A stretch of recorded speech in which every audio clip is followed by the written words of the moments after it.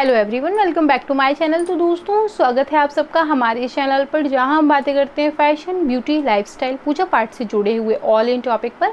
और मैं आपके साथ शेयर करती हूं अपनी लाइफ का एक्सपीरियंस। तो फ्रेंड, जय श्री कृष्णा, राधे राधे। कैसे हैं आप सब? आई होप आप लोग अच्छे होंगे। मैं भी बिल्कुल ठीक हूँ। और फ्रेंड्स, आज मैं आपके लिए लाई हूँ नाग पंचमी स्पेशल वीडियो कि नाग पंचमी पर हम पूजा कैसे करें, किन चीज़ों का हमें ध्यान रखना है, क्या विशेष करें क्या ना करें, सब कुछ मैं आपके साथ जो है वो शेयर करूँगी। और पूजा का संपूर्ण विधान मैं आपके साथ इस वीडियो में शेयर करूंगी। पिछली साल भी मैं शेयर कर चुकी, तो वो वीडियो भी होंगी, मैं कम्युनिटी टैब में शेयर कर दूंगी, आप चेक कर लीजिएगा। बकाया कि मैं इसमें भी बता देती हूँ। तो देखिए, जो नाग पंचमी की पूजा है वो अलग अलग क्षेत्र में अलग अलग विधान के साथ की जाती है। जैसे कि हमारे यहाँ क्या होता है, नाग पंचमी की पूजा जो होती है वो बामी में की जाती है। बामी पता नहीं आप लोगों के यहाँ क्या कहते हैं, जगह जगह होल बने रहते हैं। वो एक स्थान निश्चित होता है, वो सांपों की, नाग देवताओं की कहते बामी हैं, सब ज़्यादातर सांप देवता उसी में रहते हैं। और वो स्थान एक जगह निश्चित होता है, गांव की, शहर की सभी महिलाएं इकट्ठा होकर वहाँ पे जो है वो दूध चढ़ाती हैं, कुमकुम, हल्दी, चावल से जो है नाग देवता का पूजन करती हैं और अपने अपने घर आ जाती हैं। किसी के यहाँ ये पूजा बड़े स्तर पर होती है, जैसे जिनके कुल देवी देवता जो हैं होते हैं, नाग देवी देवता जो इनके कुल देवी देवता होते हैं, जैसे कई कई कुल में ऐसा होता है, मैंने देखा है, मेरे कई सब्सक्राइबर उनके यहाँ भी ये है।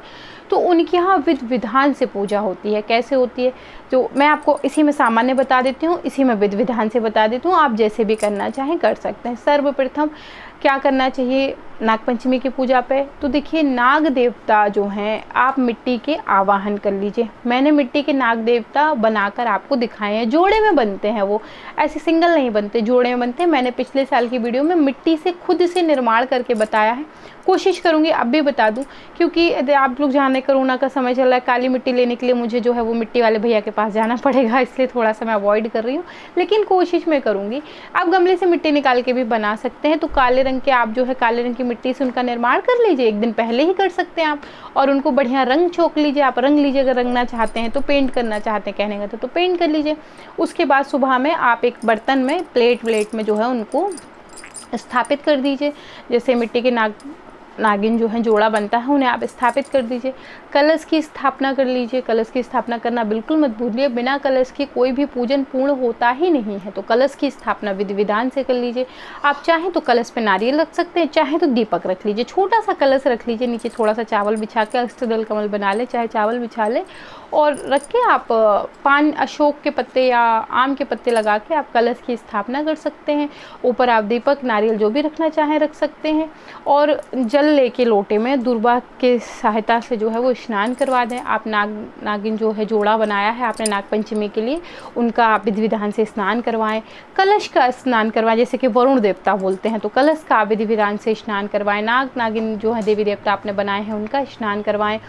गंगा जल मिला लें, साथ में उन्हें कुमकुम, चंदन और चावल ये ज़रूर लगाएं। उसके पहले जब आप कलश स्थापना करें तो गणेश जी का आवाहन ज़रूर कर लें। आपके पास छोटे गणेश जी नहीं तो आप सिपाड़ी में कलावा लगा के उनका आवाहन करके उनको जल से स्नान करवा के, जनेऊ चढ़ाकर, चंदन चढ़ा के, लाल रंग के पुष्प अति प्रिय होते हैं गणपति देवता को, तो आप वो लगा के धूप दीपक दिखाकर उनका पूजन करके फिर आप नागिन जो आपने जोड़ा बना रखा है उनका आप दुर्वा से जल से स्नान करवाइए। कुमकुम चंदन लगाइए, उन्हें पुष्प अर्पित करिए, लाल, पीले, सफ़ेद तीनों रंग के पुष्प जो है बड़े प्रिय होते हैं तो आप वो भी रखिए।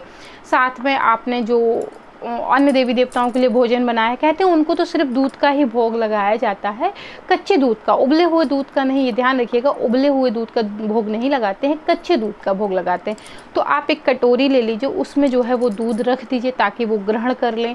और फिर जो है आप सब पे कलावा, वस्त्र रूपी कलावा वगैरह अर्पित करके आपके कुल के हिसाब से जो आरती गाई जाती है आप वो गा सकते हैं, नहीं तो भगवान शिव की आरती गा सकते हैं, क्योंकि नाग जो है भगवान शिव को अति प्रिय होते हैं, उनके गले में तो हमेशा ही जो है विराजमान रहते हैं। साथ ही साथ ये है कि सावन का महीना है, इस वजह से भी आप भगवान शिव की आरती करके अपनी पूजा को पूर्ण कर सकते हैं।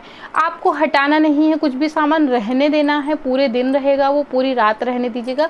नाग पंचमी के अगले दिन सुबह जो है आप कलश को उठा लीजिएगा, उसका जल वगैरह आप जो है जितना घर में पीना चाहे पी लीजिए, जो दीवारों पे आप कोनों में घर के छिड़कना चाहे छिड़क दीजिएगा। बचा हुआ जल आप जो है वो किसी गमले में डाल सकते हैं।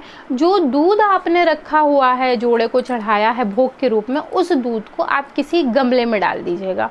तो क्योंकि वो उनका होता है, तो आप जब ये मान के चढ़ा रहे हैं कि हम नाग देवता की पूजा कर रहे हैं, तो फिर आप उसे ग्रहण नहीं कर सकते। इसलिए आप उसे किसी गमले में डाल दीजिएगा, तो वो अपने आप जो है विलीन हो जाता है। भोग में जो भी सामग्री आपने बनाई है और भी अन्य देवी देवताओं को, वो आप परिवार में जो है प्रसाद रूप में ग्रहण कर सकते हैं। नागपंचमी की पूजा का दान विशेष होता है। वैसे ये दान अब तो सरकार की रोक लग गई है तो नहीं होता है, नहीं तो पहले वो जो नहीं सांप पकड़ने वाले रहते थे, याद है आपको, जो सपेरे, हाँ मैं नाम बोल रही, जो बीन बजा के घूमते थे, तो उनको दिया जाता था नागपंचमी का दान। वैसे हम आप लोगों के यहाँ पुराना अगर कहीं होगा तो वो आपको बताएंगे, पुराने बुजुर्ग लोग बताएंगे आपको कि नागपंचमी का दान कायदे से उन्हीं लोगों को दिया जाता था। तो अगर कहीं आपको दिख जाए तो आप उनको दान दीजिए, नहीं दिखते हैं तो आप ब्राह्मण देव को भी दान दे सकते हैं, किसी ज़रूरतमंद को दान दे सकते हैं। तो नागपंचमी का दान विशेष निकाला जाता है, तो आप नागपंचमी वाले दिन ही दे सकते हैं या उसके अगले दिन दीजिए। वैसे पूजा पूर्ण करने के बाद दान निकाला जाता है, तो जैसे आज आप नागपंचमी की पूजा पूर्ण कर लें तो अगले दिन विसर्जन के बाद जो है आप जो है वो दान कर सकते हैं। जैसे मैंने आपको बताया कि जिनके यहाँ कुल देवी देवता होते हैं, नाग देवी देवता, जिनके यहाँ कुल जो है देवी देवता होते हैं, उनके यहाँ विधि विधान से पूजा रह के व्रत को धारण करके इस पूजा को किया जाता है। तो अगर आपके यहाँ नहीं, आप सामान्य पूजा करते हैं तो आप सामान्य रूप से पूजा करिएगा, व्रत की आवश्यकता नहीं है। हाँ, अगर आपके यहाँ व्रत रहा जाता है तो आप रह सकते हैं। जैसे कि हम जहाँ रहते थे वहाँ पे बामी थी, तो हम लोग वहाँ पूजा करते थे, तुम्हारी माता जी वगैरह व्रत रहा करती थी, और अब मैं भी रहती हूँ। तो मैं उसका पहले जब शुरू हुआ तब तो व्रत नहीं रहती थी, फिर मुझे याद आया कि मेरी मम्मी भी रहा करती थी, तो मैं भी व्रत रहती हूँ। तो आप चाहें तो व्रत रह के भी इस पूजा को कर सकते हैं, और चाहें तो कोई आवश्यकता नहीं, अगर आपके परिवार में चलन नहीं तो आप बिना व्रत के भी रह सकते हैं। तो फ्रेंड्स, ये थी नागपंचमी पूजा की विधि की वीडियो। नाग नागिन का जोड़ा मैं आपको फिर से बना के दिखा दूंगी, क्योंकि थोड़ा सा रिस्क है। मैंने बताया आपको कि कोरोना वायरस चल रहा है इस समय, तो थोड़ा सा गीली मिट्टी लाने मुझे टेंशन हो रही है, फिर भी मैं देखूंगी, अगर लगेगा सेफ है तो मैं ला के आपको बना के रंग के दिखा दूंगी। अगर नहीं दिखा पाई ना, तो जो पुरानी वीडियो में मैंने बना के दिखाया है उसे मैं कम्युनिटी टैब में शेयर कर दूंगी, आप लोग वहाँ से वॉच कर लीजिएगा। तो क्या आप लोगों को पता चल जाएगा कि बनाना कैसे है। तो मैंने उसमें दोनों ही बना कर दिखाए, तो आप वैसे भी देख सकते हैं। कोशिश करूँगी खुद बना के दिखा दूँ, और अगर आपके यहाँ बामी है तो ज़्यादा बेहतर है कि आप वहीं जाके पूजा कर लीजिएगा। घर पर अगर नाग देवता आ जाते हैं तो उनके भी दर्शन कर लीजिएगा। नागपंचमी के दिन एक छोटा सा अब क्या है, मैं उसे उपाय नहीं उपाधि देती हूँ कि ये उपाय नहीं है। जैसे अब पुराने लोगों की मान्यता है, और पुराने लोग जिन बातों को कहते हैं करते हैं वो गलत नहीं होती, वो सही होती हैं, क्योंकि मैंने उसे प्रैक्टिकल किया।